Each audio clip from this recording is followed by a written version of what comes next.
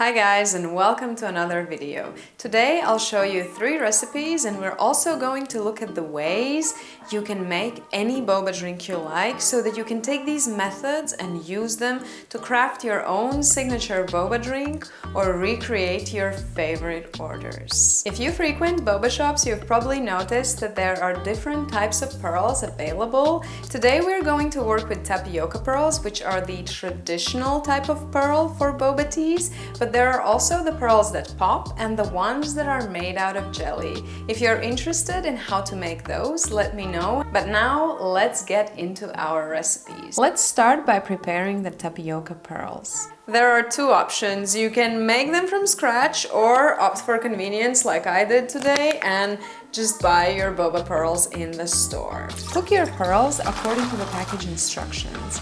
I boiled mine for 5 minutes and then let them sink to the bottom. After cooking the pearls, they have to be rinsed to remove the excess starch. And this is where the fun part begins. We are going to flavor our pearls. There are 2 roads you can take. Most boba shops cook their pearls in a syrup, but you can also simply cover them in syrup. Today I will show you both methods. We are first going to prepare all the flavors of boba pearls and then assemble the drinks. For our first recipe, we are going to cook the pearls in a syrup. I'm making a brown sugar boba and I want to achieve the dripping caramel effect that has taken over the internet. If you want the syrup to stick to the sides of your glass, then I recommend cooking your pearls in the syrup. Cooking your pearls in the syrup also helps to infuse the flavor and unlocks extra stickiness by releasing some of the starch. When you just mix a syrup with pearls, the moisture from the pearls dilutes it and it changes the texture. The next recipe uses blueberries, so I decided to not cook the pearls in the syrup, but instead make it separately and mix after. The pectin in berries creates an amazing texture and I didn't want to run the risk of overcooking it. Also, I find that when it comes to fruit, the less cooking time, the better, because it helps keep the natural freshness of flavor and color. Here I am adding zest of 1 lime. If you don't want the zest bits in the final product, add bigger pieces and take them out, or add the zest with berries and strain it out.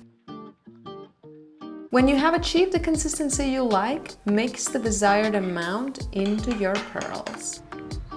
For our next recipe, I decided to make a thinner syrup, because I'm going to use it with red hibiscus tea and the layers wouldn't be visible anyway. We start by toasting the peppercorns and then infusing the water before mixing it with sugar.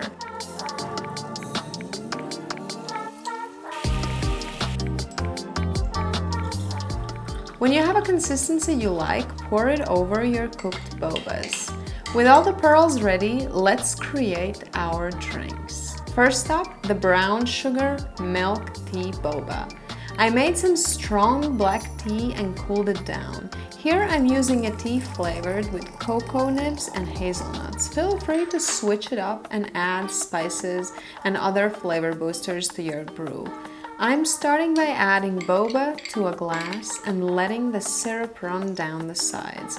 Next we add ice, then soy milk, and finally our tea.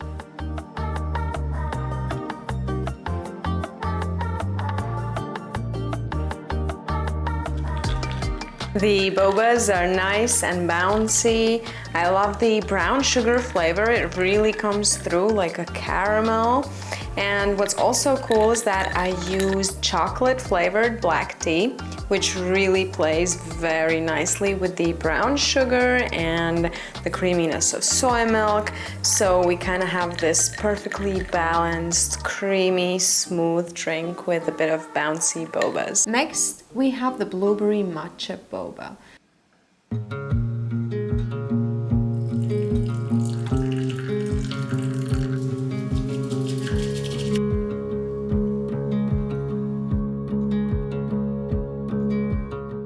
After making the matcha, I start by adding the blueberry pearls, then ice,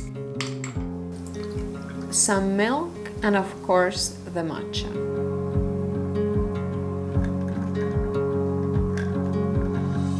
I think this one is my personal favorite, but that's probably because I'm a huge fan of both matcha and blueberries, and the combination of the two is just so good. Very earthy drink, both in its looks and its flavors. And I definitely think you should try it. If you add excessive amounts of syrup like I did today, because I mean I was taking a video, so I wanted to show you how pretty the blueberry sides can be, and it looks really nice when you mix it, and it kind of created this taste of condensed coconut milk. Our final recipe today is Hibiscus Sichuan pepper boba tea. The bobas are sweet and the tea is acidic, so you get this beautiful balance when combining the two. So I've made this recipe a couple of times, and this time I accidentally grabbed Sichuan peppercorns instead of timber pepper. Those two are very similar, but there is a difference, and the Sichuan one, when cooked in sugar syrup, it really has popcorn flavor.